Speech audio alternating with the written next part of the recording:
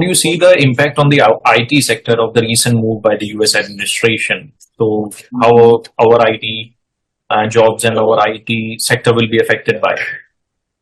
There is an impact, though companies have been saying that there is minimal impact. But if you just do the maths, and not only IT, there is healthcare, there are doctors, there are nurses, there are other financial services companies also.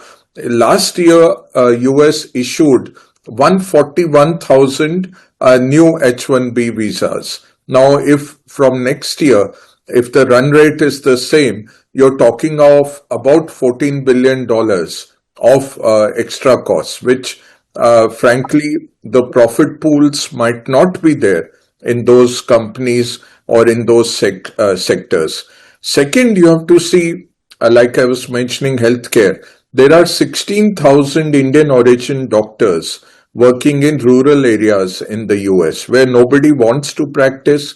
They are the only doctors there.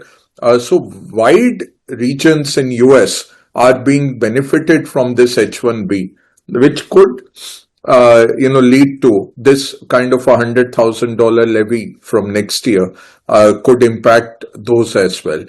Coming to IT specifically, if you look at the numbers, the big companies have anything from 5,000 to 10,000 kind of workers on this H-1B. So that's the estimate that over a 3-year cycle, this is the kind of cost that could come to these companies.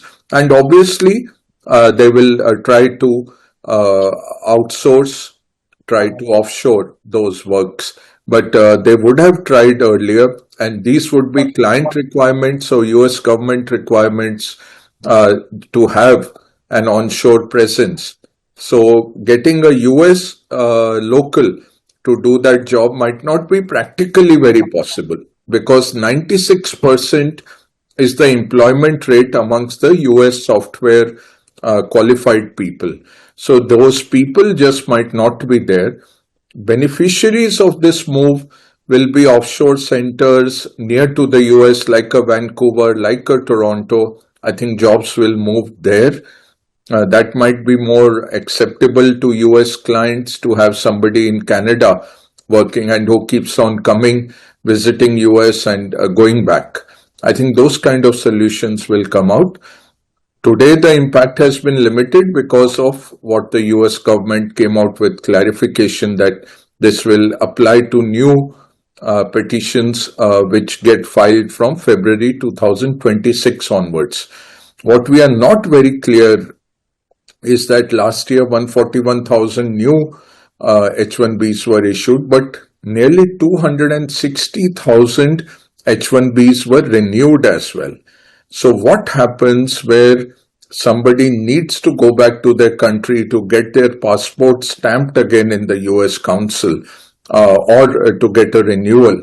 Because there was automatic renewal for 6 years and in some cases even for 12 years. So the only provision was they had to go back to their home country, get it stamped and re-enter.